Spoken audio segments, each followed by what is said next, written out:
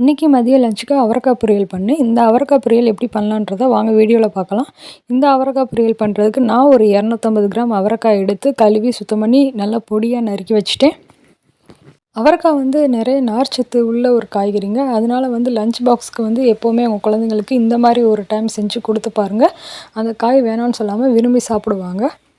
எப்படி செய்யலான்றத வாங்க வீடியோவில் பார்க்கலாம். ஃபஸ்ட்டு ஒரு கடாய் எடுத்து நல்லா ஹீட் பண்ணிக்கோங்க. அதில் ஒரு 2 டேபிள் ஸ்பூன் எண்ணெய் விட்டுக்கோங்க.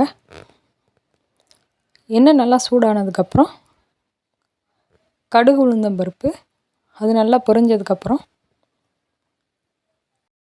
கொஞ்சோண்டு கருவேப்பிலை, வெட்டி வச்சுருக்க வெங்காயத்தை எடுத்து உள்ளே போட்டு நல்லா வதக்கிட்டு இருந்தீங்க.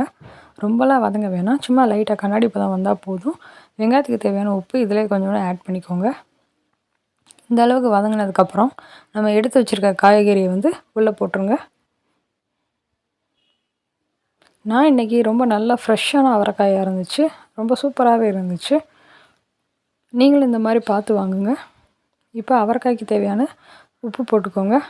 தூள் உப்பாக இருந்தாலும் சரி, கல் உப்பாக இருந்தாலும் சரி, எதாக இருந்தாலும் கொஞ்சம் பார்த்து போட்டுக்கோங்க. வேணுன்னா கூட பின்னாடி ஆட் பண்ணிக்கலாம். இப்போ காயை நல்லா வதக்கி விட்டுட்டேன். அவரைக்காய்க்கு தேவையான தண்ணி லைட்டாக கொஞ்சமாக ஊற்றுங்க. அப்போ காய் சீக்கிரமாகவே வெந்துடும். காய்க்கு பச்சை மிளகாய் போட்டோம்னா பிள்ளைங்க கடிக்கும்போது உரப்பாக இருக்குங்க. அதனால கொஞ்சோண்டு தனி மிளகாய் தூளும் மஞ்சத்தூளும் போட்டேன். இந்த மாதிரி போட்டு செஞ்சு பாருங்கள், ரொம்ப சூப்பராகவே இருந்துச்சு. இந்த மாதிரி சுருளை வதங்கினதுக்கப்புறம் நான் இன்றைக்கி இந்த பொரியலுக்கு 1 முட்டை எடுத்துருக்கேங்க. உங்களுக்கு 2 முட்டை வேணுன்னா கூட போட்டுக்கலாம். அது எவ்வளோ எடுக்கிறோமோ அந்த அளவுக்கு தகுந்த மாதிரி போட்டுக்கோங்க. முட்டையை உடச்சி ஊற்றுனதுக்கப்புறம் ஒரு நிமிஷம் அப்படியே எண்ணெயிலே வேக விடுங்க. அப்போ தான் ரொம்ப சூப்பராக வரும். உடனே லைட்டாக கிண்டிடாதீங்க. கொஞ்சம் நேரம் வேக விட்டுட்டு அதுக்கப்புறம் ஃபுல்லாக கிண்டுங்க.